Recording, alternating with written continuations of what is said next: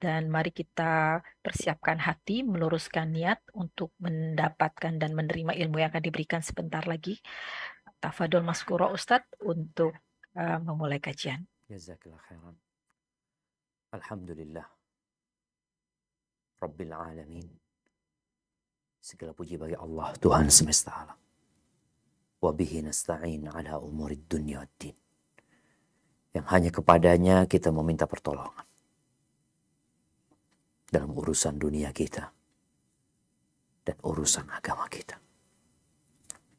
Yang tanpa bantuannya tidak ada yang mudah. Yang dengan bantuannya tidak ada yang sulit. Wassalatu wassalamu ala sayyidil anbiya'i wal mursalin. Nabiyina Muhammadin wa ala alihi wa ashabihi ajma'in. Salat dan salam semoga senantiasa tercurahkan untuk penghulu para nabi dan rasul. Untuk nabi kita Muhammad alaihi salatu wassalam. Dan untuk keluarga beliau, istri-istri beliau, putra-putri beliau, dan untuk seluruh sahabat nabi. Semoga Allah meridai kita bersama mereka. Amma ba'd. Ahibati fillah. Sebagian kita mungkin punya masa lalu yang kelam.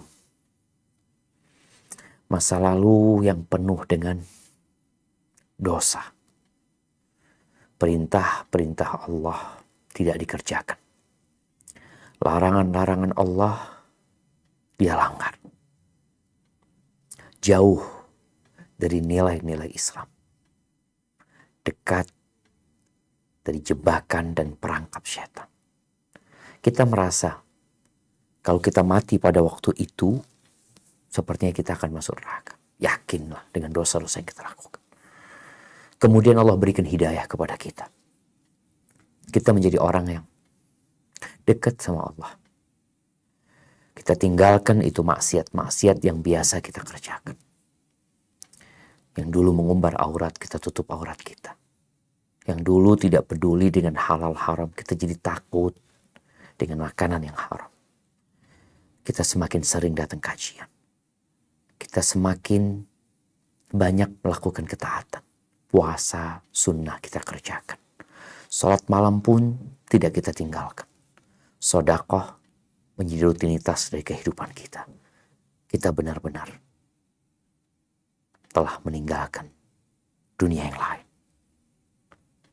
Sebagian kita tatkala dalam posisi ini terkena penyakit yang dia lupa. Kalau itu adalah penyakit ujub. Berbangga dengan apa yang dia kerjakan. Merasa sudah baik. Padahal Allah katakan, فَلَا تُزَكُّوا أَنفُسَكُمْ. Kalian jangan sok suci. Jangan merasa udah baik. Udah banyak ketaatannya. Bahkan sebagian beranggapan ya udah. Kalau aku mati sekarang nih masuk surga. Maka hendaklah kita takut kepada Allah Azza wa Jalla. Penyakit ujub ini berbangga dengan dirinya adalah penyakit yang menimpa orang-orang yang sudah baik. Kelasnya udah beda tuh. Ketika kita berbuat maksiat, maka setan akan mengarahkan kita untuk mengikuti syahwat kita berbuat maksiat. Tapi tatkala kita menjadi orang baik dan susah untuk diajak sama setan berbuat maksiat seperti dulu, maka setan punya cara lain. Bagaimana menyebabkan orang ini terus berbuat baik, selalu berangkat umroh, berangkat haji, tapi binasa. Ahibati fillah, ujub ini haram. Dan dia mengandung unsur kesyirikan. Di situ ada sesuatu yang ada bagian dari kesyirikan di sana. Para ulama menyebutkan ya, seringkali riya itu digandengkan dengan ujub. Riya, ujub. Riya itu Di situ ada unsur menyekutukan Allah dengan makhluk. Di mana tatkala kita beribadah, kita berharap pujian, sanjungan, kita pamer sama orang tuh supaya dilihat. Bukan untuk Allah Azza wa Jalla. Adapun ujub, di situ ada bentuk menyekutukan Allah dengan dirinya sendiri. Dia merasa bangga dengan yang dia lakukan, dengan ibadah yang dia kerjakan, dengan amal soleh yang dia terus lakukannya. Dan inilah kondisi orang yang sombong. Jadi ujub itu tatkala dia merasa dirinya sudah baik, di situ dia akan sampai sebuah titik dia meremehkan orang lain. Karena dia merasa udah baik, orang ini kayaknya pada nggak benar semuanya, ya. Itu kondisi orang yang sombong. Orang yang ria itu tidak mewujudkan firman Allah yang setiap sholat dia baca, Iyyaka na'bud, hanya kepadamu kami beribadah. Itu ikrar kita. Tapi ternyata dalam realita kita bukan hanya kepada Allah. Kita beribadah memang, kita berbuat baik, tapi kita menginginkan pujian dan sanjungan dari manusia. Maka kita belum mewujudkan keikhlasan buat Allah Azza wa Jalla. Dan orang yang ujub itu tidak mewujudkan firman Allah, wa iyyaka nasta'in, dan hanya kepadamu kami meminta pertolongan. Orang yang ujub itu tidak mewujudkan hal ini. Karena sejatinya orang yang ujub itu merasa dirinya udah baik. Bahkan dia merasa mungkin telah memiliki jasa dan budi atas agama ini. Dia yang berbuat ini, dia yang melakukan ini. Sebagaimana ada orang-orang yang mengungkit-ungkit jasa mereka. Barang siapa yang mewujudkan firman Allah, Iyyaka na'bud, dia akan keluar dari lingkup riya. Karena hanya kepada Allah dia beribadah. Gak ada urusan mau dipuji orang, mau disanjung orang, mau dicela orang, mau dimaki orang, mau dikenal sama orang, mau gak dikenal orang, mau dilihat, mau gak dilihat. Iyyaka na'bud. Karena memang hanya kepada Allah dia beribadah. Maka orang yang mewujudkan Iyyaka na'bud akan keluar dari lingkup riya, dan orang yang mewujudkan wa iyyaka nasta'in akan keluar dari lingkup atau dari lingkaran ujub. Ahibati fillah, di dalam Al-Qur'anul Karim dan di dalam sunnah Nabi SAW ada begitu banyak arahan-arahan, penjelasan agar kita menghindari ujub. Contoh firman Allah di surat Taubah ayat 25. Apa kata Allah Azza wa Jalla? Nah, coba kita baca. A'udzu billahi minasy syaithanir rajim. Laqad nasarakumullahu fi mawatin katsiratin wa yawma hunainin idh a'jabatkum kasratukum falam tughni ankum syai'a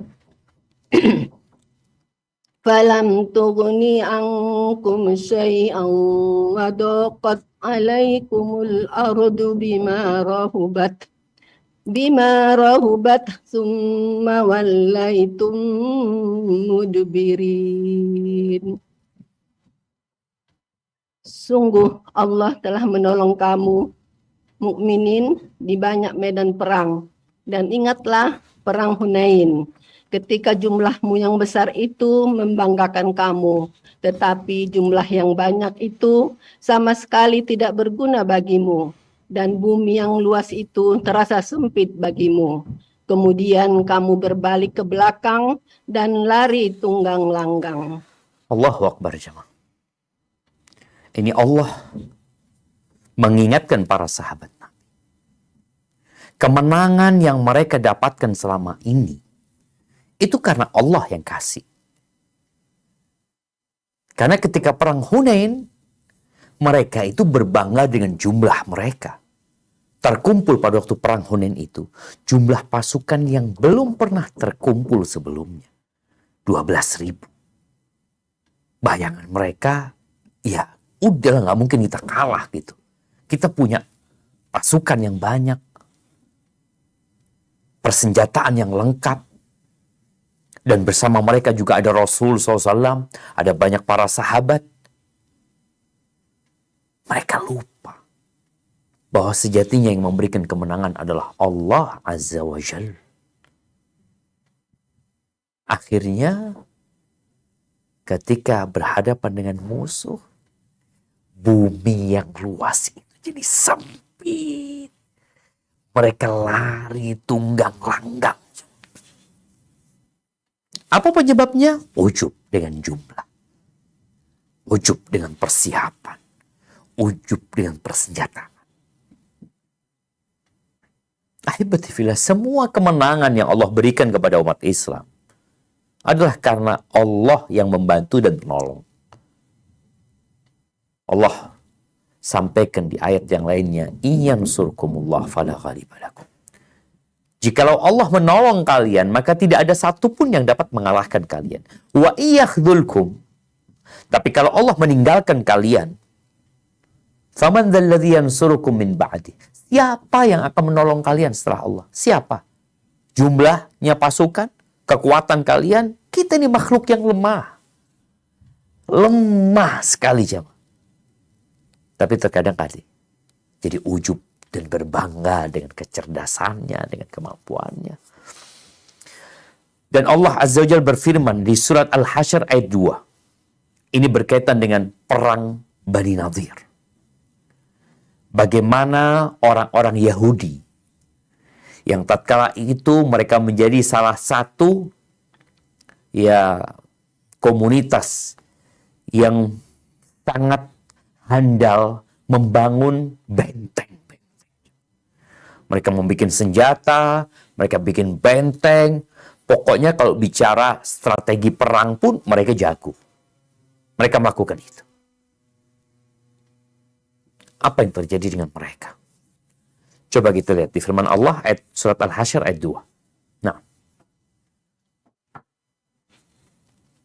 A'udzu billahi minasy syaithanir rajim.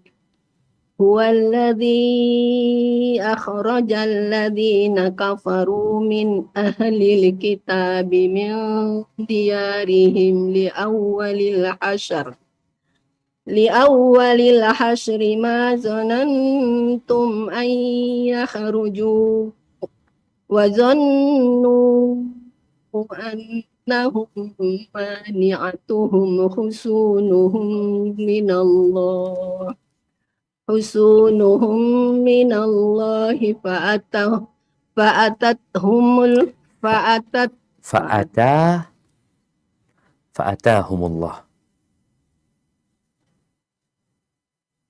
Nah.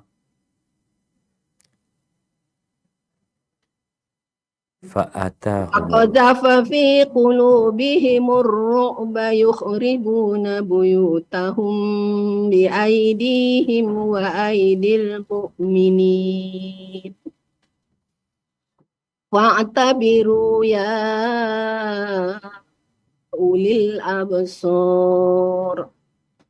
Dialah yang mengeluarkan orang-orang kafir di antara ahli kitab dari kampung halamannya pada saat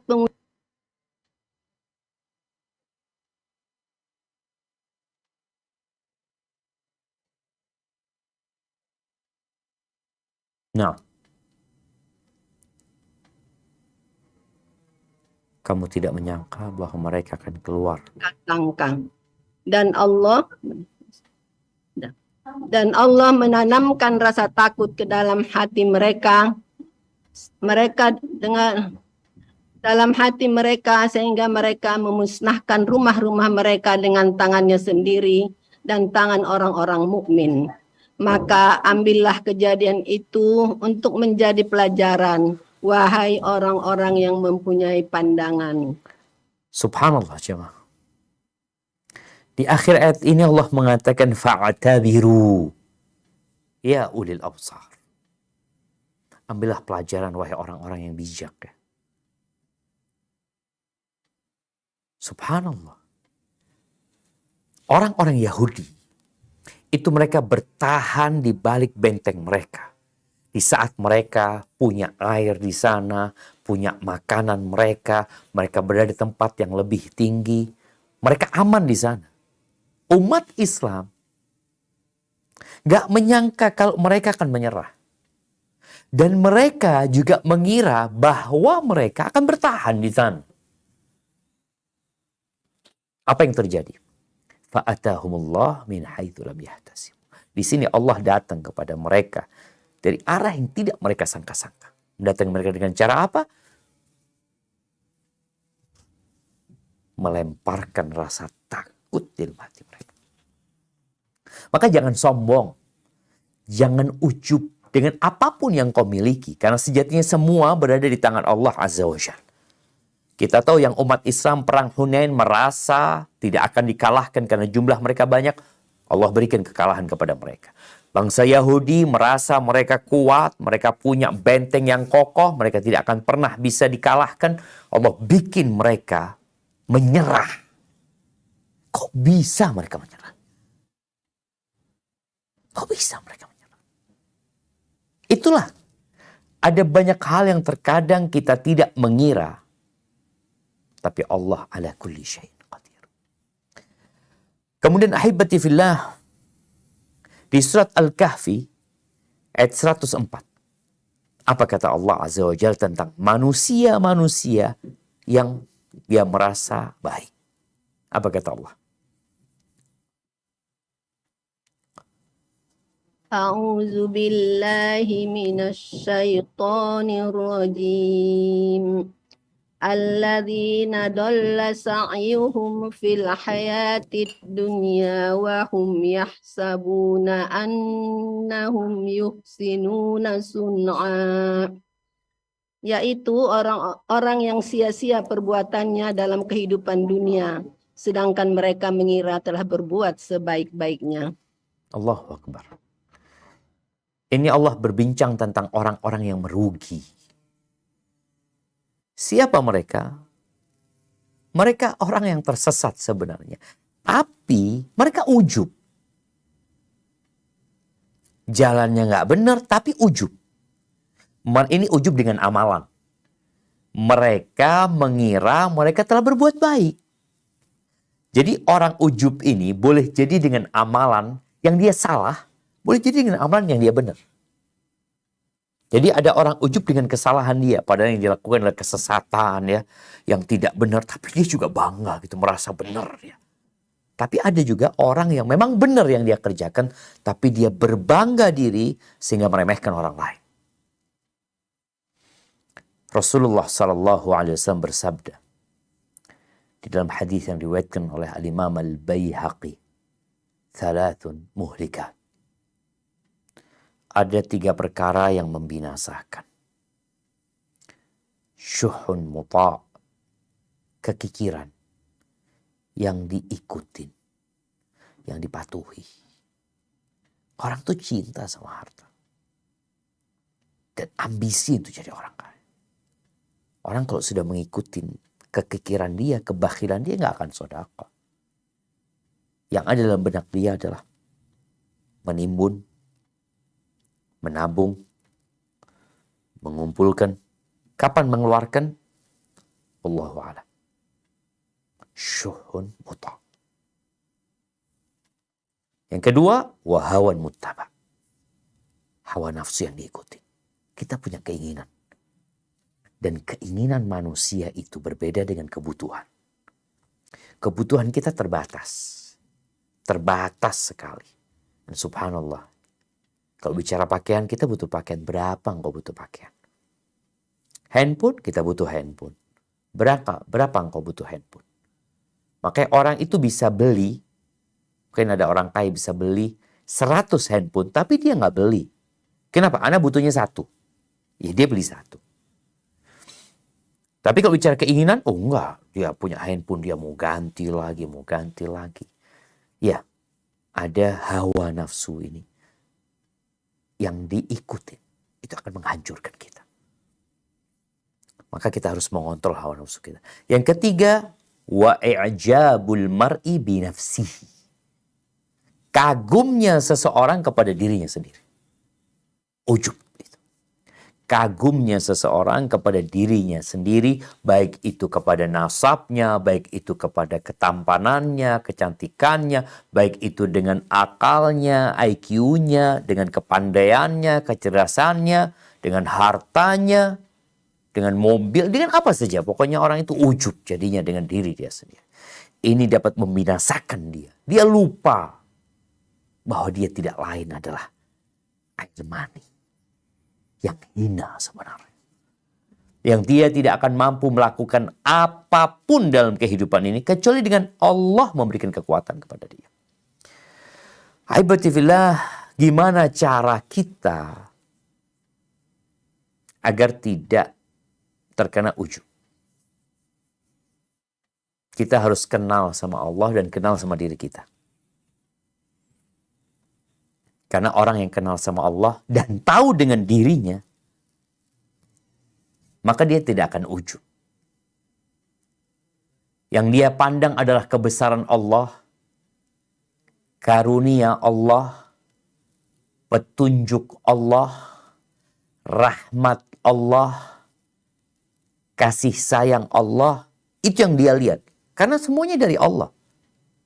Kemudian ketika dia memandang kepada dirinya, yang dia lihat adalah kekurangan, dosa, kemaksiatan, yang semua dilakukan dengan nikmat dan karunia yang Allah berikan.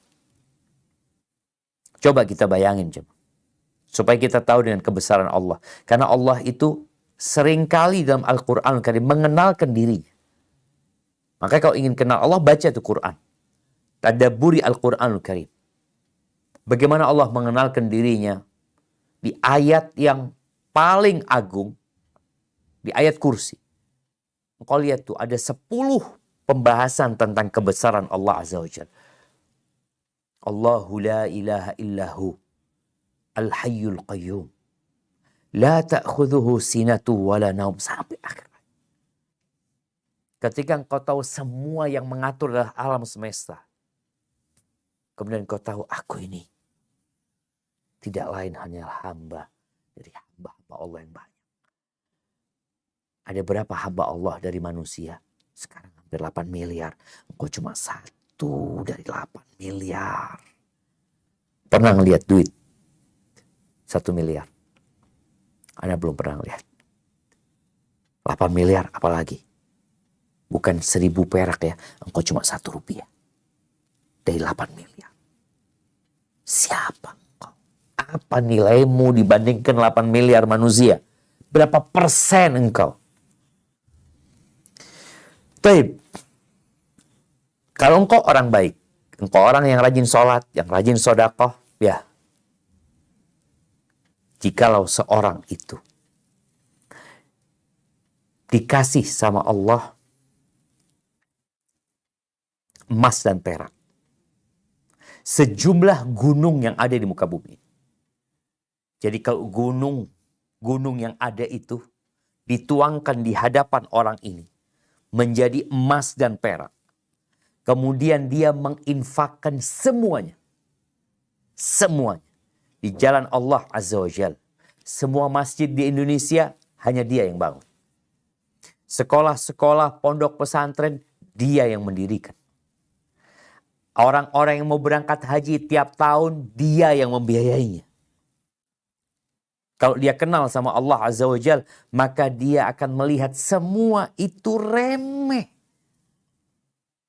Apa sih yang aku kerjakan?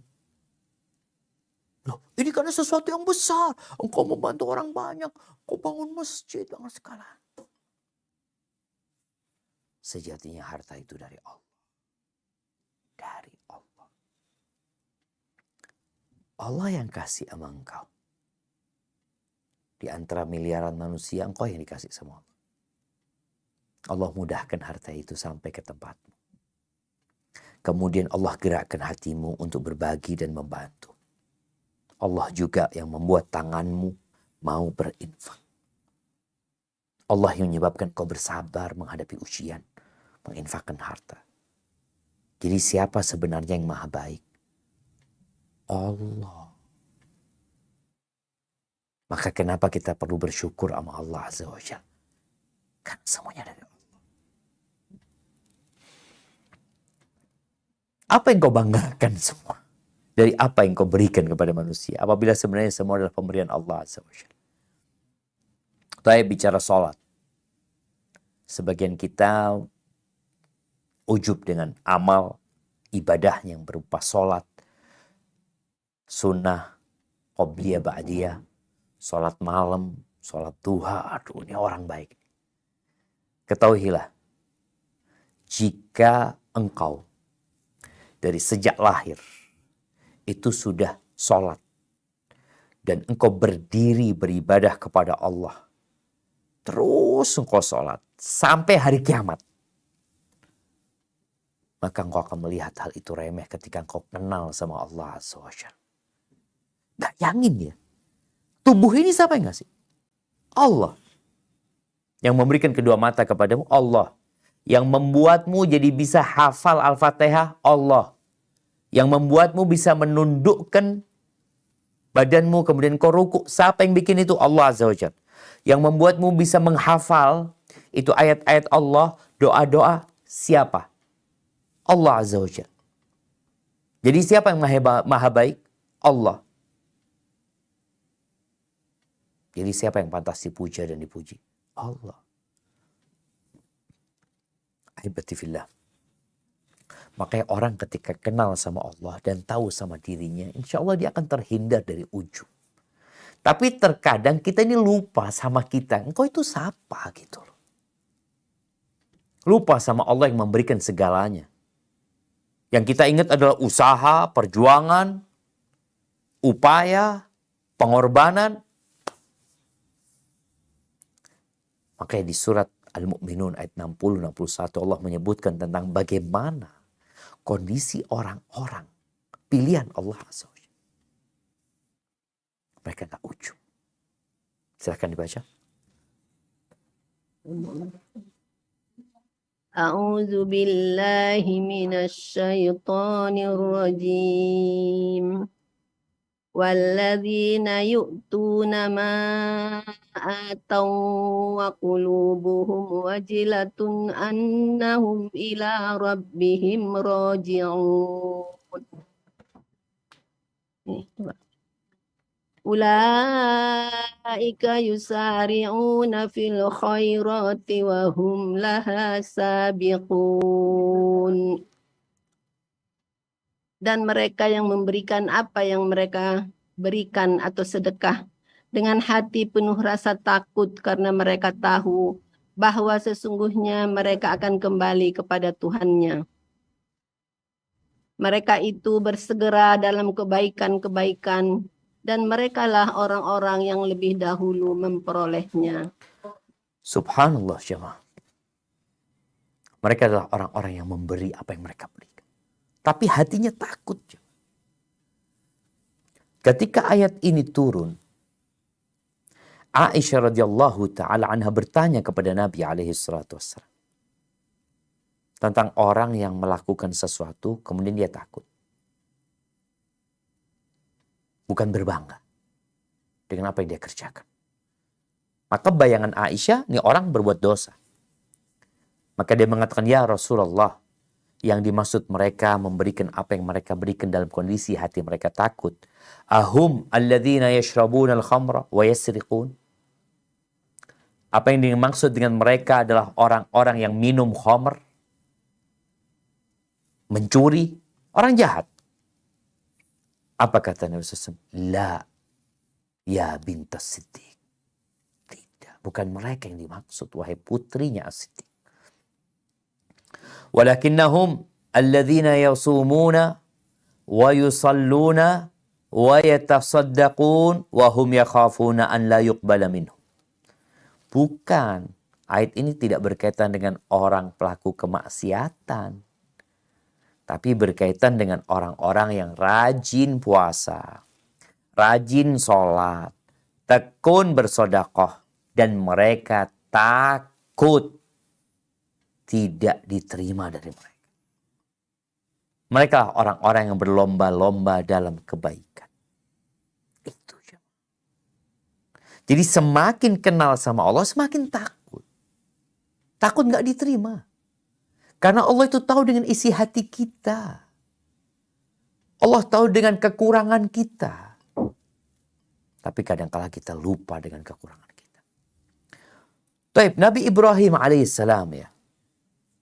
Bagaimana beliau Khalilur Rahman. Beliau itu diangkat sama Allah sebagai kekasih. Dan beliau telah melewati ujian yang begitu berat. Sehingga beliau menjadi Khalilur Rahman, kekasih Allah SWT.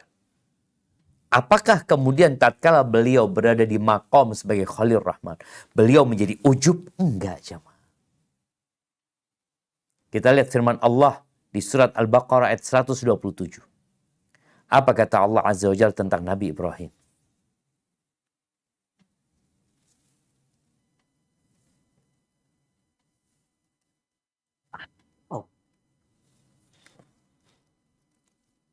A'udzu billahi minasy syaithanir rajim. Wa idh yarfa'u Ibrahimul qawa'ida minal baiti wa Ismail. Dan ingatlah ketika Ibrahim meninggalkan pondasi Baitullah bersama Ismail seraya berdoa. Apa doanya? Belum dibaca tadi kayaknya. Oh, Ismail. Rabbana taqabbal minna innaka antas samiul alim. Ya Tuhan kami, terimalah amal dari kami. Sungguh Engkaulah yang Maha mendengar, Maha mengetahui. Allahu Akbar jemaah. Lihat Nabi Ibrahim. Datang dari tempat yang jauh. Dari Palestina sana. Menuju ke kota Mekah. Berjumpa dengan putranya Ismail. Kemudian diperintahkan sama Allah untuk membangun, meninggikan bangunan Ka'bah. Rumah ibadah yang pertama kali Allah letakkan di muka bumi ini. Nabi Ibrahim yang meninggikan bangunan. Bersama Ismail. Apa yang diucapkan oleh Nabi Ibrahim? Oh, ini bangunan saya. Ini saya yang bangun bersama anak saya. Sebagian orang mungkin berbangga dengan jasa-jasa dia. Itu masjid saya yang bangun, itu sekolahan saya yang sumbang, itu tanah saya yang beli. Ada banyak kebaikan yang dia lakukan. Sehingga menyebabkan dia jadi berbangga diri. Nabi Ibrahim bangun Ka'bah nih. Yang bakal menjadi kiblat umat manusia. Lalu beliau berdoa mengatakan, Rabbana taqabbal minna. Wahai Rabb kami, terimalah dari kami. Innaka antas sami'ul alim. Sesungguhnya engkau maha mendengar dan maha mengetahui. Sebagai bentuk kekhawatiran, kecemasan, amalnya nggak diterima. Kenapa? Karena beliau kenal sama Allah. Sehingga beliau takut. Sebagian kita merasa sudah berjasa. Wuhaib ibn Ward. Wuhaib ibn Ward ini salah seorang ahli ibadah. Juga perawi hadis dari tabi'ut tabi'in. Dia menangis jemaah ketika dia membaca ayat yang tadi kita baca yang di Al-Baqarah ayat 127, wa idh yarfa'u Ibrahimul qawa'ida minal baiti wa Ismail Rabbana taqabbal minna innaka antas sami'ul alim. Menangis Wuhaib ini. Lalu dia berkata, ya Khalilur Rahman, ya wahai kekasihnya Allah, wahai Ibrahim ini. Tarfa'u qawa'imal bait. tarfa'u qawaima baitir rahman. Engkau sedang mengangkat, meninggikan pondasi, bangunan rumahnya Allah Ar-Rahman. Wa anta mushfiq an la yutaqabbal minka. Dan engkau takut gak diterima dari engkau. Subhanallah. Ya, tapi itulah kuncinya. Ketika orang tahu diri, insya Allah gak ujub dia. Dan dia kenal sama Allah pencipta alam semesta ini. Ada yang kenal sama Abu Bakar Siddiq radhiyallahu ta'ala anhu. Abu Bakar Siddiq ini jamaah dijamin masuk surga. Dan dia adalah manusia yang paling mulia setelah para nabi dan rasul. Abu Bakar Siddiq. Jadi Abu Bakar itu bukan hanya orang yang paling mulia di umat Nabi Muhammad SAW. Tapi sepanjang hidup ini, setelah para rasul dan nabi, yang paling mulia itu Abu Bakar Siddiq radhiyallahu ta'ala. Dia pernah datang kepada Nabi SAW sebagaimana diriwayatkan Imam Bukhari. Lalu dia berkata, "Alimni du'aan ad'u bihi fi salati." Ajarkan kepada aku ya Rasulullah sebuah doa yang aku panjatkan di dalam salatku. Kira-kira apa doa yang Nabi berikan kepada dia? Doa minta rizki, minta derajat yang tinggi di surga Allah, minta kamar-kamar di surga Allah. Apa kata Nabi SAW? Qul, katakan wahai Abu Bakar, Allahumma inni zalamtu nafsi zulman kathir. Wa la yaghfiru dhunuba illa anta. Faghfir li maghfiratan min indika warhamni innaka antal ghafurur rahim. Abu Bakar nih jemaah. Ya Allah, diajarin doa ini sama Nabi SAW. Apa doanya? Ya Allah, sesungguhnya aku mendolimin diriku sendiri dengan kezaliman yang banyak. Dan tidak ada yang dapat mengampuni dosa kecuali Engkau. Maka ampuni aku dengan pengampunan dari sisimu. Dan sayangi aku, kasihi aku. Sesungguhnya Engkau Maha Pengampun dan Maha Pengasih. Mungkin sebagian kita kalau dikasih doa ini mengatakan, oh ini kayaknya Ustadz menyangka anak banyak dosanya. Abu Bakar Siddiq radhiyallahu ta'ala anhu dididik sama Nabi SAW dengan pendidikan yang begitu sempurna. Pernah suatu hari Nabi SAW mengatakan, Man asbaha minkumul yawma sa'iman. Siapa yang hari ini berpuasa? Kata Abu Bakar, ana. Man asbaha minkum tasaddaqa ala miskin. Siapa yang hari ini bersedekah kepada orang miskin? Abu Bakar mengatakan, ana. Man asbaha minkumul yawm ada maridhan. Siapa yang hari ini membesuk orang sakit? Abu Bakar mengatakan, ana. Yang keempat, man asbah minkumul yaum tabi'a janazatan. Siapa yang hari ini mengantarkan jenazah? Abu Bakar mengatakan, ana. Ingin jamaah amalan Abu Bakar. Puasa, sodako, mengunjungi orang sakit, mengantarkan jenazah ke kuburan. Lalu kata Nabi SAW, majtama'na fi imri'in illa dakhal jannah. Tidaklah 4 hal itu terkumpul dalam diri seseorang melainkan dia akan masuk surga. Namun ketika Abu Bakar minta doa, dikasih doa minta ampun. Doa yang isinya pengakuan kepada Allah akan kezaliman yang dilakukan oleh dirinya. Ini doa untuk dibaca ketika sholat. Allahumma inni zalamtu nafsi zulman kathir. Abu Bakar doanya kayak gitu. Ya Allah, sesungguhnya aku menzalimin diriku dengan kezaliman yang banyak. Banyak. Sebagian kita merasa dosanya dikit. Merasa mungkin gak punya dosa. Merasa udah bersih dan suci. Abu Bakar adalah jadi doa yang inti dari doa tersebut mengandung pengakuan akan kezaliman yang dilakukan oleh dia. Setelah kita mengenal Allah Azza wa Jal dan berdoa memohon kepada Allah Azza wa Jal, yang ketiga kita perlu berjuang. Iya. Untuk menghindari ujub ini perlu berjuang. Allah Azza wa Jal berfirman di surat Al-Ankabut ayat 69. Apa kata Allah Azza wa Jal? Nah.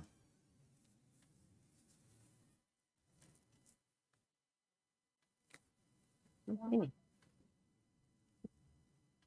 A'udzu billahi minasy syaithanir rajim. Walladzina jahadu fina lanahdiyannahum subulana wa innallaha lama'al muhsinin. Dan orang-orang yang berjihad untuk mencari keridhaan kami akan tunjukkan kepada mereka jalan-jalan kami. Dan sungguh Allah bersama orang-orang yang berbuat baik. Allahu Akbar jemaah. Nah, kita lihat jemaah bagaimana mereka berjuang. Allah mengatakan siapa saja yang berjuang jalan kami, pasti Allah akan berikan petunjuk kepada dia. Dan perjuangan ini memerlukan pengorbanan. Memerlukan waktu yang cukup panjang. Bagaimana sebagian salafus saleh jemaah, dia mengatakan jahadtu nafsi 40 sana hatta istaqamat. Dia mengatakan aku berjuang meluruskan jiwaku ini 40 tahun. Sampai dia lurus. Aku itu kepingin berjuang sampai dia lurus. Akhirnya sebagian di antara kawan-kawannya mendengar, ya Allah senang banget dia ya. Senang banget dia. Apakah dia benar sudah istiqamat? Apa kata orang ini? Wa maziltu ujahiduha walam tastaqim ba'da 40 sana. Dan aku masih terus berjuang setelah 40 tahun itu. Dan dia belum istiqamah. Tadi kita lihat Nabi Ibrahim. Umurnya lebih 100 tahun. Beliau tetap berdoa memohon kepada Allah SWT. Makanya kita nggak boleh membiarkan perasaan bangga dengan amal soleh kita menguasain kita. Merasa sudah suci. Makanya orang-orang yang sholat malam itu jemaah. Sholat malam. Ketika mau subuh di waktu sahur, mereka itu mohon ampun sama Allah. Dan kita diajarin untuk terus beristighfar. Habis sholat astagfirullah, astagfirullah. Supaya hilang ujub itu merasa udah baik. Kita disuruh minta ampun sama Allah SWT. Dan di surat An-Nazi'at ayat 40-41 apa kata Allah Azza wa Jalla? A'udzu billahi minasyaitonir rajim. Wa amma man khafa maqama rabbih wa nahan nafsa 'anil hawa fa innal jannata hiyal ma'wa.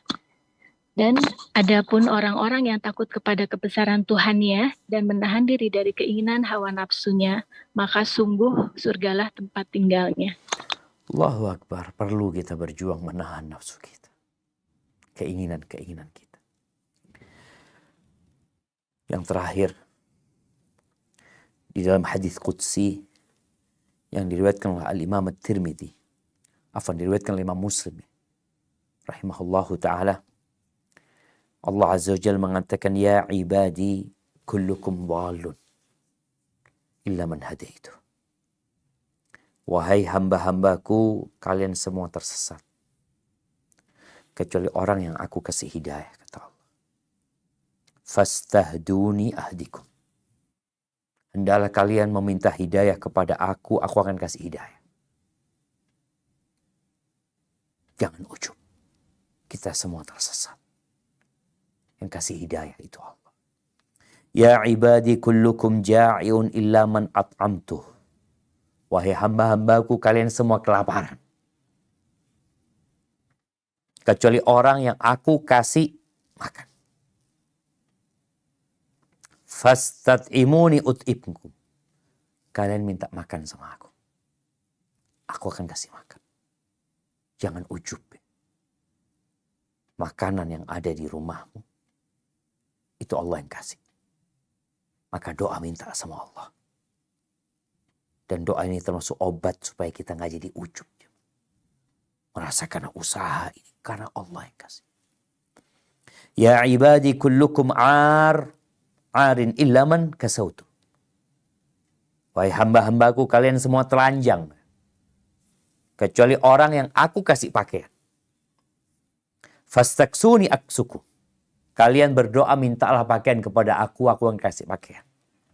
Sebagian kita bangga dengan pakaiannya, sebagian bangga dengan makanan yang dia beli. Dia bisa beli makanan yang mahal, kemudian dia posting, dikasih tahu orang, atau tadi beli baju yang branded, dia tunjukkan kepada umat manusia. Allah yang kasih itu sama engkau. Allah. Engkau bisa beli sepatu mahal, beli jam mahal, atau engkau bisa berpakaian yang sekarang kau pakai, itu Allah yang kasih. Maka mintalah pakaian kepada aku. Aku akan kasih, kata Allah. Ya ibadi, innakum tukhti'una bil-laili wan-nahar.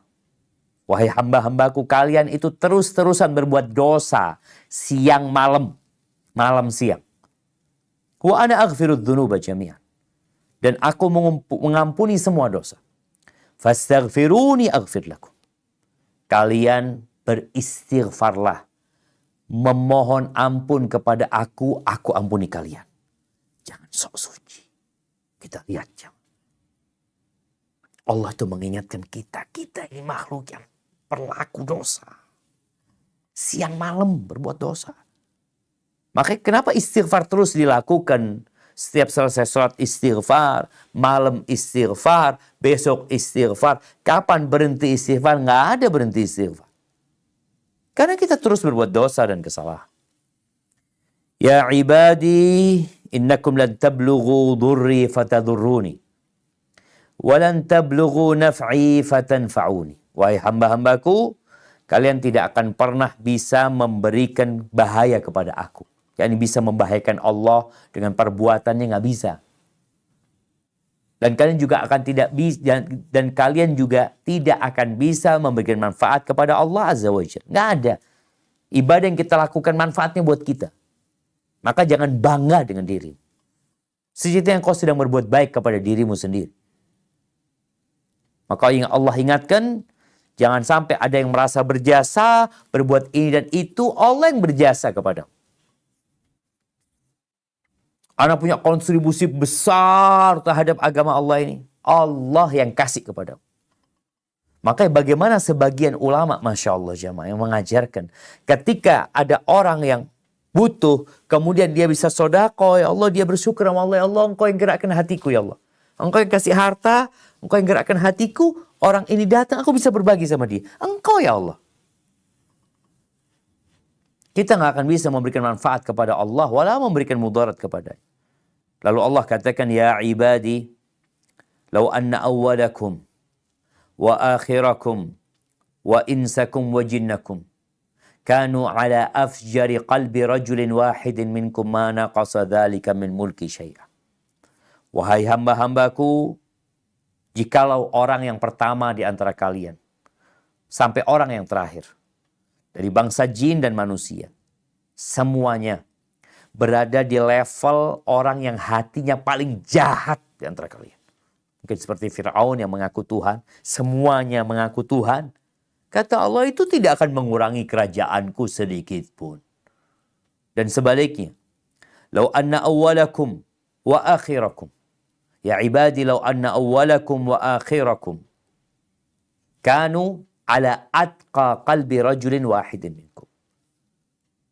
Dari bangsa jin dan manusia juga, yang awal dan terakhir, itu berada di level orang yang hatinya paling bertakwa. Siapa yang paling bertakwa? Nabi kita Muhammad alaihissalam.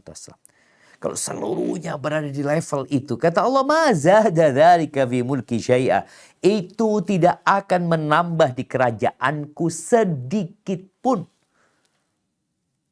Kan? Maka jangan ujub. Jangan bangga. Seharusnya kita takut kepada Allah Azza wa Jalla. Minta supaya diterima amalan kita. Dengan dosa-dosa yang kita kerjakan begitu banyaknya. Dan kita berbuat ketaatan pun karena Allah yang memberikan taufik kepada kita. Ya ibadi. Kata Allah lagi dipanggil.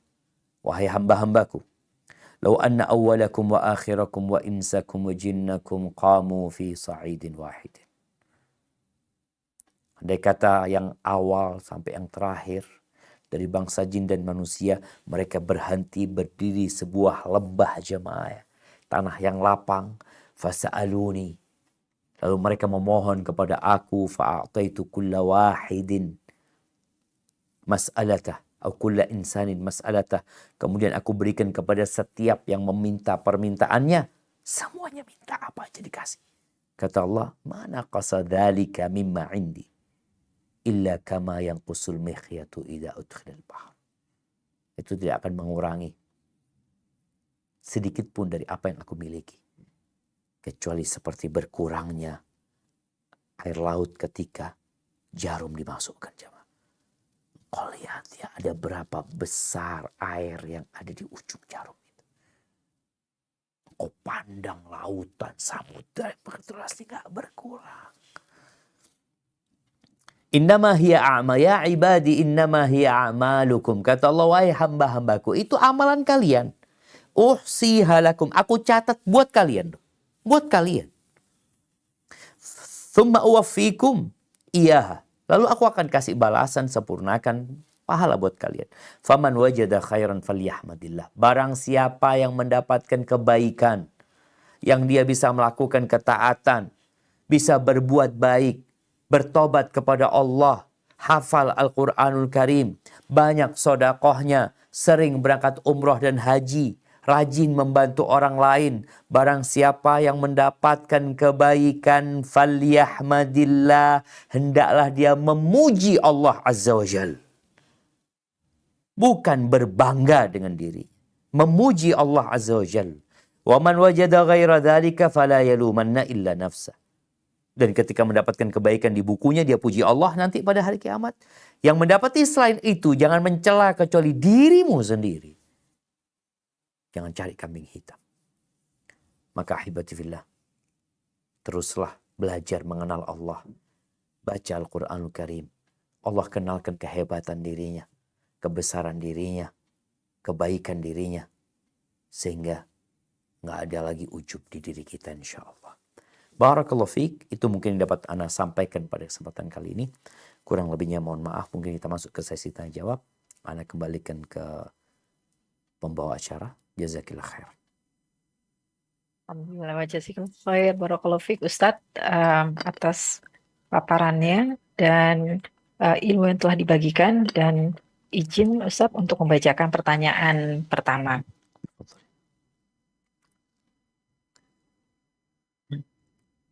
Bismillah. Assalamualaikum warahmatullahi wabarakatuh. Ahsanallahu ilaikum Ustadz. Afwan izin bertanya, bagaimana caranya agar kita terhindar dari sifat ujub saat menceritakan atau menyampaikan kebaikan-kebaikan yang Allah berikan kepada kita saat kita menyampaikannya untuk kepentingan dakwah, atau agar kerabat sahabat kita mau kembali kepada Allah, meninggalkan maksiat dan dosa-dosa yang telah lalu. Semoga Allah mudahkan Ustadz untuk menjawab pertanyaan saya. Jazakumullah khair wa barakallahu fikum. Wa fiik wa barak. Iya jemaah. Innamal a'malu binniyat ya. Amalan itu tergantung niatnya. Kalau bicara bagaimana supaya kita terhindar tatkala menceritakan kebaikan, maka engkau lihat bagaimana kondisi hatimu. Kenapa engkau menceritakan? Ada hal-hal yang harus tetap engkau sembunyikan. Kalau bicara hal-hal yang mungkin memotivasi dia, Kalau mungkin nggak harus cerita dari dirimu, engkau boleh menceritakan dengan nama orang lain. Ada fulan yang selalu berbuat ketaatan, dia gini. Jadi bukan engkau. Tapi digambarkan dengan orang ketiga. Padahal itu engkau sebenarnya. Mungkin bisa seperti itu. Yang kedua tadi disampaikan ada perkara-perkara yang tidak perlu engkau ceritakan sama dia. Khususnya yang memang yang engkau ingin menyembunyikannya. Gak ada orang lain tahu. Dan memotivasi orang itu boleh jadi dengan kita menyampaikan ayat-ayat Allah, dalil-dalil tadi, menceritakan bagaimana para salafus soleh. Sedangkan engkau sampaikan, aku sedang berusaha untuk melakukan itu. Berbuat baik.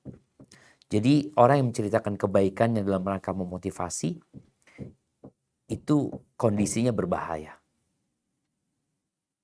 Maksudnya berbahaya, berpotensi dia nanti jadi ujub dan jadi riya. Maka kalau bisa kau sembunyikan, kau sembunyikan. Kalau memang kayak bicara sholat, ada sholat yang gak bisa disembunyikan. Ada sholat sunnah ya, gak bisa disembunyikan. Seperti apa? Sholat tahiyatul masjid, gimana mau disembunyikan? Dikerjakan di sono di masjid. Tapi ada perkara yang gak ada orang tahu, yang kau sembunyikan. Sehingga memotivasi orang tadi mungkin dengan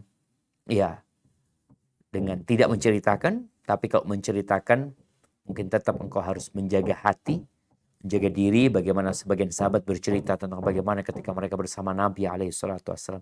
Mereka pun takut jemaah. Sebagian mereka udah cerita itu, ya Allah kenapa aku ceritakan itu. Sampai seperti itu. Karena memang sangat berbahaya sekali ya. Kalau kita udah capek, lelah, kita cerita, muncul ujub di diri kita, binasa kita. Dan sampaikan selalu bahwa engkau bisa melakukan itu karena Allah ya. Sampaikan kepada dia bahwasanya ini Allah yang menggerakkan. Maka kita perlu minta sama Allah Azza wa Jalla. Dan sekali lagi, kalau bisa tidak diceritakan, jangan diceritakan. Hadza wallahu a'lam bissawab. Barakallahu fiik Ustaz. Pertanyaan berikutnya. Bismillah Ustadz, apakah ujub itu jika kebanggaan tersebut disebutkan? Bagaimana jika dikatakan dalam hati? Misalnya, Alhamdulillah saya lebih banyak hafalan doanya. Juga misalnya, barang yang saya miliki, Alhamdulillah lebih baik dari orang tersebut dan lainnya. Juga mungkin pertanyaan yang terkait Ustadz, apakah ujub ini terkait dengan perkara amal saja ataukah juga dengan perkara dunia? Barakallahu fikum. Nah, ahibati fillah, yang pertama ujub ini amalan hati ya, bukan amalan lisan. Mungkin lisannya mengungkapkan isi hatinya. Riya itu juga tadi keinginan untuk dilihat. Mungkin dia nggak pernah ngomong dia ingin dilihat orang. Ujub pun seperti itu. Jadi dia termasuk amalan hati yang mungkin diungkapkan dengan lisan oleh sebagian orang. Baik, kalau bicara dia itu amalan hati, maka kita harus perang sama diri kita. Merasa lebih baik dari orang lain. Yang nanti juga akan muncul sombong, meremehkan orang lain. Merasa sudah baik, merasa sudah banyak amalannya. Yang dilihat kebaikan, dia lupa dengan dosa-dosa yang dia kerjakan. Dan dia lupa bahwa dia bisa melakukan semua itu karena Allah Azza wa Jalla. Seperti tadi mamanya, anak hafalan doanya lebih banyak. Itu Allah loh yang ngasih sama engkau. Sehingga gak perlu engkau berbangga diri. Yang perlu bersyukur sama Allah, makasih sama Allah, makasih Allah, alhamdulillah Allah, aku dikasih bisa hafal Quran ini karena engkau ya Allah. Maka ujub akan hilang. Kemudian kalau bicara ujub, apakah ujub itu berkaitan dengan amal saja? Enggak, banyak ujub ini. Ada yang kaitannya dengan urusan dunia, ada yang ujub berbangga diri dengan nasabnya, ya, bahwasanya dia adalah keturunan bangsawan, ada yang ujub dengan hartanya, ada yang ujub. Pokoknya ujub ini berkaitan dengan sesuatu yang dimiliki dia. Baik itu dalam urusan agama atau urusan dunia. Dan dalam urusan dunia pun nggak boleh. Allah yang ngasih itu. Yang ngasih itu Allah. Sehingga engkau jangan berbangga diri merasa ini usahaku seperti Qarun ya.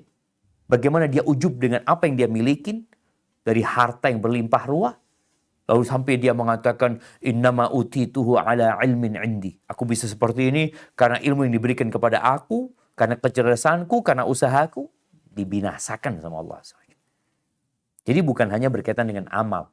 Bisa jadi berkaitan dengan jumlah, seperti ketika perang Hunain, mereka berbangga diri dengan jumlah mereka.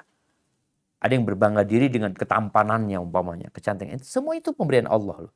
Maka jangan ujub. Yang ada kita harus, ya Allah ini dari Engkau ya Allah. Kita harus tahu diri sehingga kita senantiasa memuji Allah Jalla Jalaluh. Barakallahu fikum.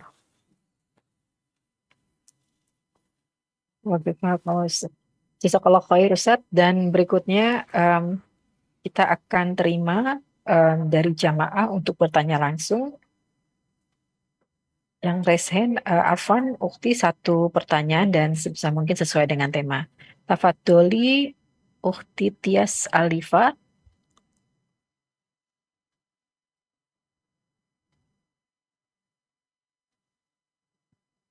Bismillahirrahmanirrahim. Assalamualaikum warahmatullahi wabarakatuh, Ustaz.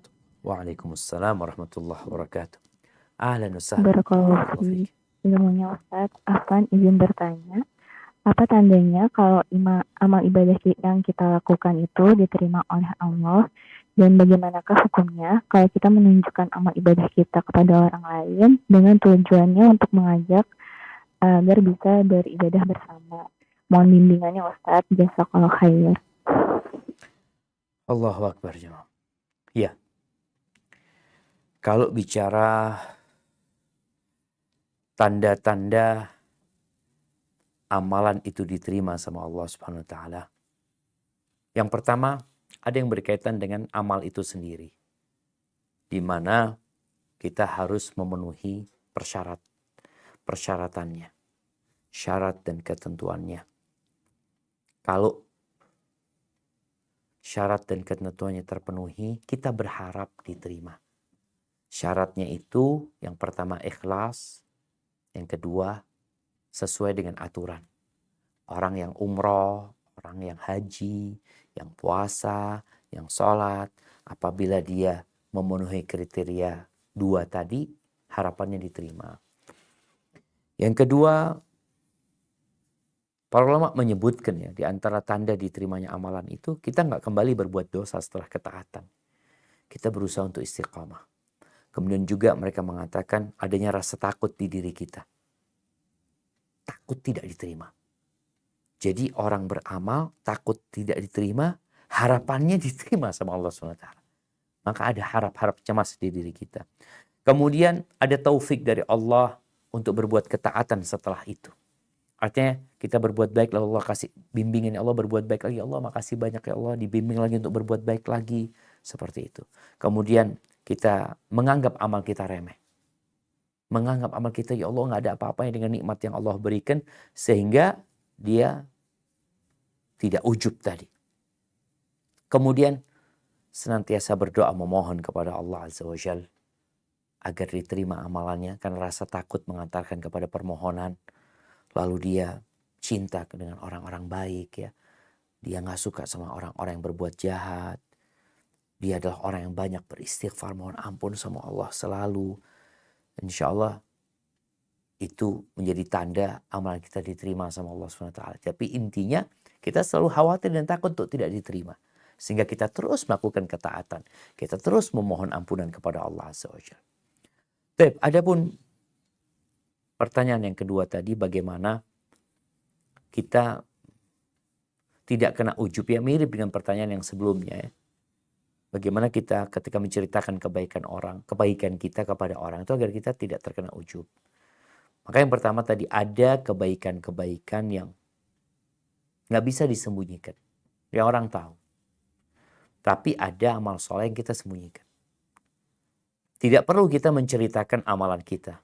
Kalau ternyata bisa kita ganti dengan orang ketiga. Kita ceritakan fulan bagaimana ketaatan dia. Ana benar-benar termotivasi sama fulan ya. Ana kepingin melakukan ketaatan. Ya fulan nama samaran ya, seperti itu. Kalau ada yang memang tidak harus kita ceritakan. Tapi ada hal mungkin yang kita ingin memberikan contoh kepada dia. Memang ada hal-hal yang harus dia lihat umpamanya. Ya nggak ada masalah. Tapi tetap menjaga hati. Namun ini hal yang berat jemaah. Hal yang berat. Jadi amalan itu ada dua. Ada amalan yang memang bisa kita sembunyikan dan kita berusaha untuk menyembunyikannya. Ada amalan yang harus dilihat orang. Seperti amar ma'ruf nahi mungkar, ngajar. Ya dilihat orang memang. Nggak bisa disembunyikan. Maka engkau pandai-pandai melihat kondisi. Apakah memang diperlukan kau menceritakan atas nama dirimu? Kalau nggak ada, nggak perlu, ya udah atas nama orang lain diceritakan hal itu. Hadza wallahu a'lam bissawab. Nah. Jazakallah khair Ustadz. Berikutnya untuk dibuka kembali untuk yang bertanya langsung. Tafadholi untuk Ukti Syarifah. Afwan, satu pertanyaan dan sebisa mungkin sesuai dengan topik.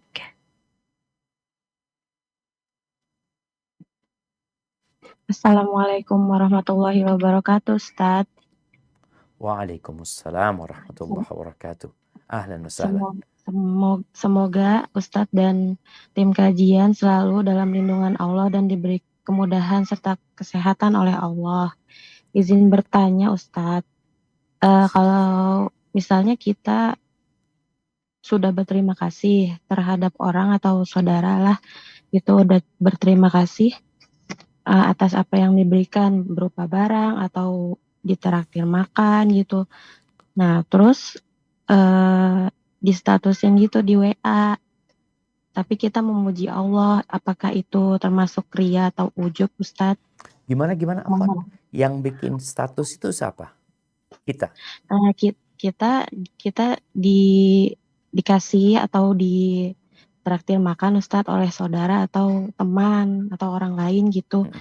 Sudah berterima kasih secara langsung, namun kita bikin status gitu tentang alhamdulillah gitu dapat ini dari Allah gitu. Apakah itu termasuk ujub atau ria ya Ustadz? Mohon penjelasannya. Barakallahu fiik, jazakallahu khairan. Assalamualaikum. Waalaikumsalam warahmatullahi wabarakatuh. Nah, ahibati fillah. La yashkurullah man la yashkurun nas. Pesan Nabi SAW, tidak berterima kasih kepada Allah orang yang tidak berterima kasih kepada orang lain. Jadi disyariatkan kita berterima kasih kepada orang lain. Membalas kebaikan orang tersebut. Mengucapkan jazakumullahu khairan. Bagaimana setelah kita berterima kasih, kemudian kita bikin status ya. Ini kembali kepada niat. Innamal a'malu binniyat. Kita disuruh menceritakan nikmat yang Allah berikan kepada kita. Boleh jadi kita ingin berbagi kebahagiaan sama orang lain. Ingin mengatakan alhamdulillah aku dapat nikmat sama Allah, dari Allah Azza wa Jalla. Tapi juga kadang-kala niat kita bercampur. Kita ingin berbangga diri dengan apa yang kita dapatkan. Maka benar-benar kita harus jaga hati. Kalau tidak harus diposting, kalau umpamanya Ana dapat sesuatu. Oke, kebutuhan Ana ini adalah berterima kasih kepada yang memberi. Maka lebih baik engkau bikin video, posting, ucapkan jazakumullah khair kepada orang yang memberi, kepada orang yang berbagi. Daripada kita bikin status yang dilihat oleh banyak orang yang terkadang, ya niat kita benar. Terkadang hal ini membuat yang memberi jadi terjatuh dalam riak nanti. Yang awalnya alhamdulillah dia nggak ada yang tahu, tahu-tahu dia mengatakan jazakallah khair ini semua macam-macam sama dia. Maka harus benar-benar pandai menata hati kita, menyusun niat kita. Tatkala tadi kita membuat hal itu dalam rangka kita bersyukur kepada Allah, menceritakan kepada orang, dan orang mungkin kalau kita dikasih mobil nih atau dikasih motor, alhamdulillah ini kasih motor sama orang-orang baik ya. Sehingga orang bisa pinjam motor kita. Kita ngomong itu ya mungkin ada teman-teman yang butuh sehingga dia bisa meminjamnya. Jadi lihat manfaat dan maslahatnya. Karena termasuk dari kebaikan seorang dalam beragama itu meninggalkan sesuatu yang tidak ada perlunya. Hadza wallahu a'lam bissawab. Barakallahu fiik Ustaz. Afwan Ustaz, terkait dengan tadi pertanyaan dan ulasan Ustadz, ini ada juga yang terkait Ustadz. Ana bacakan. Assalamualaikum Ustadz, semoga Ustadz selalu dalam lindungan Allah. Amin ya rabbal alamin. Ustadz, alhamdulillah dengan pertolongan Allah, Ana sudah mengetahui banyak tentang bagaimana seharusnya menata hati, termasuk ujub berbangga hati. Namun Ustadz, mengapa berat sekali menerapkannya? Terkadang tidak niat untuk ujub, namun tiba-tiba rasa itu muncul saat datangnya pujian dari orang sekitar. Apa yang harus Ana lakukan? Apakah beristighfar cukup atau perlukah kita menolak pujian dari teman tersebut? Barakallahu fiik, Ustaz. Wafik wa barak. Nah, jamaah. Jadi kalau bicara berat, bagaimana sebagian di antara mereka 40 tahun berjuang. Apakah saat 40 tahun itu jadi lurus? Tetap masih berjuang. Makanya Allah Azza wa Jalla mengatakan wa'bud rabbaka hatta ya'tiyakal yaqin. Beribadahlah kepada Allah, kepada Tuhanmu sampai datang kematian. Maka kita kalau bisa menyembunyikan amalan kita sembunyikan. Tapi memang ujub ini bukan berkaitan dengan amal yang kelihatan. Karena kalau berkaitan dengan amal yang kelihatan nanti jadi riya ya. Artinya kita jadi ingin dipuji, ingin disanjung. Tapi ujub itu berbangga dengan diri sendiri. Tanpa ada orang yang tahu. Engkau merasa sudah baik, engkau merasa sudah banyak melakukan ketaatan. Di antara engkau sama dirimu. Baik, berkaitan dengan pujian yang boleh jadi mengantarkan kepada riya atau mengantarkan kepada ujub. Dia merasa baik gara-gara omongan orang. Omongan orang mengatakan, engkau gini. Akhirnya dia, emang aku kayak gitu. Apa yang harus dilakukan? Menghindari pujian itu penting. Makanya ketika kita menyembunyikan amalan, nggak ada yang memuji kita. Nggak ada yang menyanjung kita. Karena nggak ada yang tahu dengan amalan kita. Hanya antara kita dengan Allah Azza wa Jalla. Tapi kalau ada orang yang tahu sama kita, memang ini pelajaran buat kita sendiri jamaah. Jangan sampai kita memuji orang yang menyebabkan dia binasa. Tapi pujilah orang yang menyebabkan dia semakin berkarya. Gak apa-apa, kita katakan engkau baik. Akhirnya dia semakin semangat ya. Dengan kita puji dia semakin semangat.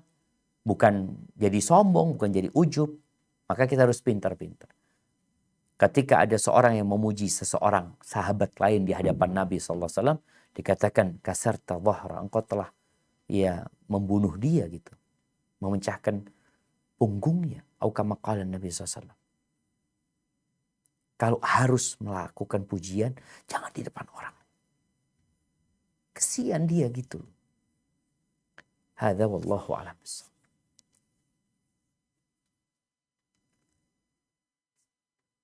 Barakallahu fiik, Ustaz.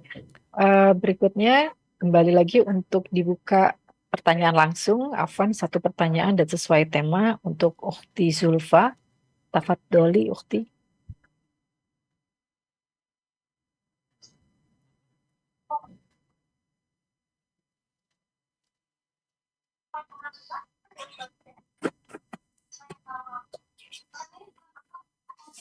Assalamualaikum warahmatullahi wabarakatuh, Ustaz. Waalaikumsalam warahmatullahi wabarakatuh.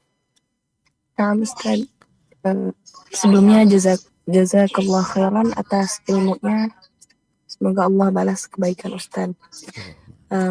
Ustaz, Ana izin bertanya mengenai ketika kita dipuji. Maksudnya dipuji itu berlebihan dan sampai-sampai ada orang yang berekspektasi tinggi tentang kita. Padahal kita berniat untuk tawadhu dan niatnya tuh dalam hati itu tidak ujub gitu, Ustaz. Bagaimana menanggapi orang yang seperti itu ya, Ustaz? Jazakallahu khairan, Ustaz. Nah, subhanallah jamaah. Iya. Orang ini kadang-kala kalau cinta berlebihan, kalau benci berlebihan ya. Ada sebuah doa ya, yang diriwayatkan atau dinisbatkan kepada beberapa sahabat ya. Walaupun sebagian mendhaifkan hal itu, tapi maknanya sepertinya baik dan benar. Ketika ada yang memuji, dia mengatakan Allahumma ij'alni khairan mimma yadhunnun. Atau dengan bahasa Indonesia kita membaca, ya Allah jadikan aku lebih baik dari apa yang mereka sangkakan. Waghfirli ma la ya'lamun. Dan ampuni dosa-dosaku yang mereka nggak tahu gitu loh. Mereka nggak tahu dengan dosa-dosaku. Wala tu'akhidhni bima yaqulun. Dan engkau jangan hukum aku gara-gara omongan mereka. Jadi, karena kita itu nggak bisa mengontrol omongan orang-orang itu. Tapi kita diperintahkan untuk mengontrol jiwa kita. Dengan kembali kepada kita mengatakan, ada yang juga mengatakan, Allahumma innaka a'lamu minni binafsi. Ya Allah, engkau lebih tahu tentang diriku daripada aku sendiri. Wa ana a'lamu binafsi minhum. Dan aku lebih tahu tentang diriku daripada mereka. Karena memang orang itu memuji kebaikan yang mereka lihat. Kita ini punya banyak dosa. Maka ketika datang omongan itu, kita mohon sama Allah. Agar Allah menjadikan kita lebih baik dari prasangka mereka. Allah mengampuni dosa-dosa yang mereka nggak tahu. Dan kita mohon jangan sampai kita dihukum gara-gara omongan mereka.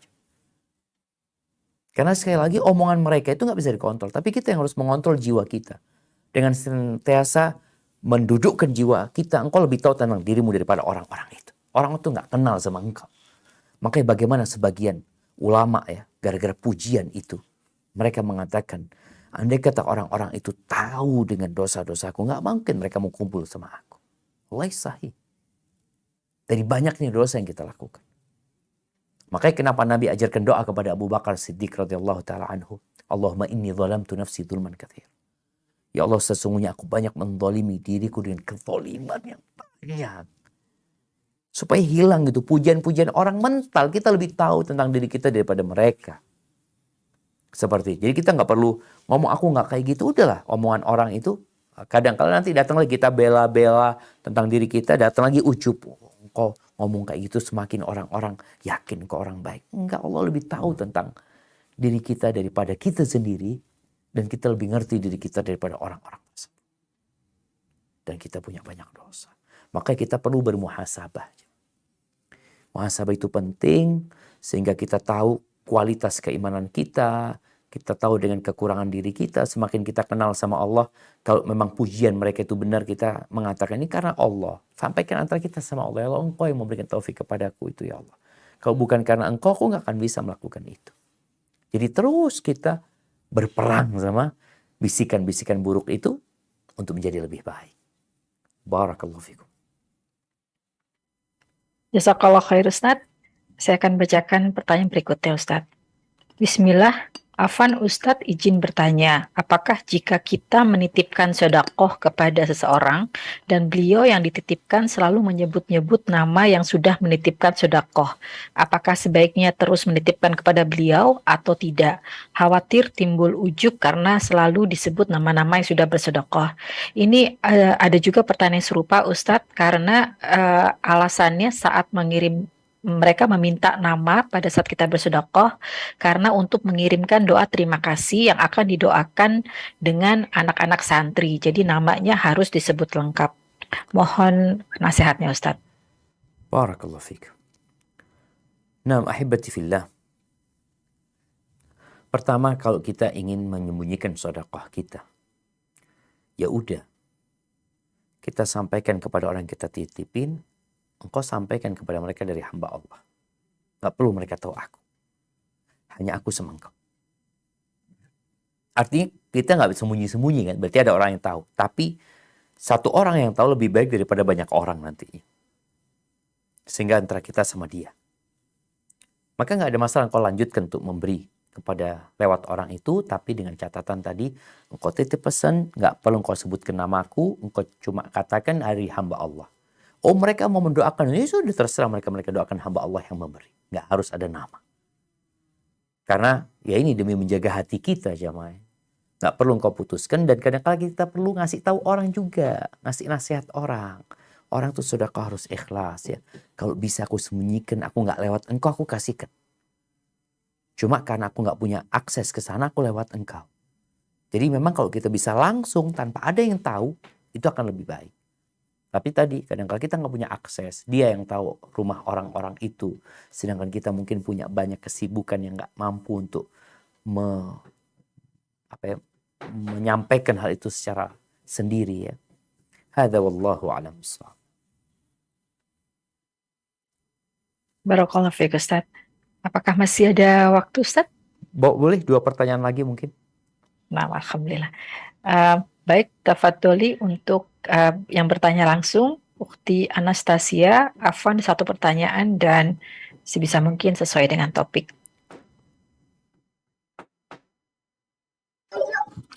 Assalamualaikum warahmatullahi wabarakatuh. Waalaikumsalam warahmatullahi wabarakatuh. Nah, tadi awalnya mau bertanya bagaimana menyikapi cara jangka panjang ketika istri mengingatkan suami agar tidak tertimbul ujub, Ustadz. Karena banyak pertanyaan mengenai status WA, ada tambahan pertanyaan lagi. Kalau bagaimana kita menjaga ujub supaya ke orang lain, tapi ini kebalikannya. Ketika kita melihat status WA orang lain yang mereka begitu terlihat ujub atau riya, na'udzubillah, kita selalu menjadi jengkel gitu loh. Akhirnya kan juga mengakibatkan ada sedikit ujub dari kita, Masya Allah, Subhanallah, kita aja nggak begitu-begitu amat gitu. Nah, menjaga hati seperti itu bagaimana? Kan kalau gini kan menjaga hati untuk supaya kita nggak ujub di hadapan orang, tapi kita melihat ujub dan riak orang gitu. Syukran. Jazakallahu khairan. Yang pertama, kita harus menghindari berburuk sangka sama saudara kita. Ana pun kadangkala melihat sikap seseorang, kok kayaknya ujub ya. Kita harus segera istighfar. Ya Allah, mungkin itu perasaan Ana. Mungkin Ana yang berburuk sangka sama dia. Itu kan urusan dia sama Allah Azza wa Jalla kalau dia ujub. Kita sebagai seorang muslim berbaik sangka sama dia. Seperti apa baik sangka kita? Ya mudah-mudahan dia melakukan itu demi memotivasi orang lain. Dia melakukan itu kadangkala demi menceritakan nikmat Allah yang Allah berikan kepada dia. Ada orang yang mengatakan, Ustaz, alhamdulillah Ustaz, ana dikasih taufik sama Allah, bisa sholat malam Ustaz ya. Ini itu. Dalam hati kecil ana, ya mudah-mudahan itu sebagai bentuk syukur dia kepada Allah. Dan semoga dia dihindarkan dari ujub. Jadi kita bukan menuduh dia ujub, apalagi menuduh dia riya. Karena kita tahu ini masalahnya masalah amalan hati. Boleh jadi yang nampak seakan-akan ujub. Karena orang-orang munafik itu jemaah.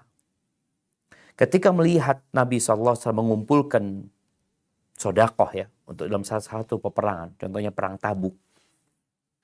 Itu kalau datang orang dengan uang yang banyak kepada Nabi SAW, mereka kan ngomongin, ini riya. Kalau datang dengan yang sedikit, aduh cuma sedikit buat apa? Tak butuh Allah dengan hal itu. Jadi kita perlu menghindari hal itu. Karena itu sifat orang-orang munafik. Mereka akan menuduh yang bersodakoh banyak itu riya. Dan mereka akan meledek ya. Yang sodakoh yang sedikit, ada cuma segitu di sodakoh. Maka kita perlu menghindari hal itu. Dengan cara berbaik sangka. Ketika kita melihat orang itu bersedekah terang-terangan, ya mudah-mudahan dia melakukan itu demi memotivasi yang lainnya. Atau memang kondisi yang membuat dia sedekah terang-terangan. Karena ketika perang Tabuk, itu sahabat datang di hadapan Nabi SAW. Utsman bawa duit itu. Sebagian sahabat bawa di hadapan Nabi SAW. Maka kita perlu berbaik sangka sama mereka. Lalu kalau tadi, kadang-kadang kan kitanya yang jadi melihat, ya Allah kok kayak gitu ya, aku aja gak kayak gitu. Padahal merasa lebih baik dari dia, itu bermasalah. Jadi kita perlu benar-benar menata hati kita. Tatkala melihat orang yang mungkin lebih tua dari kita, kita melihat dia mungkin banyak ketaatannya. Orang yang melakukan ketaatan, kita juga berbaik sangka semoga dia ikhlas lillahi ta'ala. Karena kita tidak akan dihisab tentang urusan orang. Kita akan dihisab tentang urusan kita sendiri. Barakallahu fikum. Jazakallah khair Ustaz. Pertanyaan terakhir. Assalamualaikum warahmatullahi wabarakatuh. Waalaikumsalam warahmatullahi wabarakatuh. Semoga Ustadz dan keluarga selalu dalam lindungan Allah Subhanahu wa Ta'ala. Ustadz, Afwan mohon nasihatnya bagaimana dengan hal yang terjadi dengan diri saya. Saya sering sekali berkata, saya kurang atau tidak bagus dalam satu ibadah, tapi saya merasa lebih baik di ibadah lainnya, namun semata-mata adalah untuk memotivasi diri saya sendiri sehingga bisa menjadi lebih baik. Apakah ini juga terjerumus dalam ujub? Karena terus terang sangat sulit untuk memaksakan diri beribadah kecuali dengan mengingat apa yang sudah saya pernah capai, sehingga yang lainnya semoga insya Allah juga bisa menjadi lebih baik seperti ibadah yang saya merasa sudah lebih baik. Masya Allah. Mohon Barakallah nasihatnya, fiik. Ustaz. Barakallah fiik. Nah, jamaah. Iya. Semua orang itu, atau setiap orang itu punya kelebihan. Makanya pintu surga itu ada 8. Ada pintu khusus buat orang-orang yang rajin tekun puasa sunnah. Namanya Ar-Rayyan. Ada pintu sholat buat orang-orang yang rajin sholat sunnah. Ada pintu buat orang-orang yang rajin sedekah. Ada pintu buat orang-orang yang rajin menuntut ilmu. Terus bagaimana kondisi kita? Tatkala kita tidak bisa melakukan sebuah ibadah, kita jangan merasa ana baik dalam hal ini. Tapi yang kita rasakan, ya Allah bantulah aku untuk merasakan ibadah semuanya itu ya Allah. Bantulah aku ya Allah. Ketika kita baik dalam satu ibadah, kita harus tahu itu juga Allah yang kasih. Bukan ana dalam ibadah ini lebih tekun, ana mampunya. Jangan bicara ana. Tapi katakan Allah memberikan karunia Allah ya. Allah berikan karunia kepada aku bisa ibadah itu. Tapi aku yang itu belum bisa ya Allah, bantulah hamba ya Allah. Jadi kemudian kita mengembalikan semuanya kepada Allah. Karena la haula wa la quwata illa billah. Jadi kalimat ana, kalimat aku ini perlu kita hindari. Karena boleh jadi mengantarkan kepada ujub. Saya itu ini. Katakan ya Allah, Allah berikan kepada aku karunia, aku bisa beribadah itu ya Allah, engkau ya Allah. Kenapa yang itu engkau gak kasih ya Allah, minta ya Allah. Jadi dia terus bergantung sama Allah, memohon kepada Allah. Dengan cara itu semoga dia selamat dari ujub ya. Intinya kita perlu mengenal Allah dan mengenal diri kita sendiri. Kemudian kita banyak-banyak berdoa memohon kepada Allah Azza wa Jal. Dan terus berjuang. Karena siapa saja yang berjuang, Allah akan kasih ganjaran. Itu mungkin yang dapat Ana sampaikan. Kurang lebihnya mohon maaf. Subhanakallahumma bihamdika. Asyhadu an la ilaha illa anta astaghfiruka wa atubu ilaik. Ana kembalikan ke moderator. Jazakillah khairan.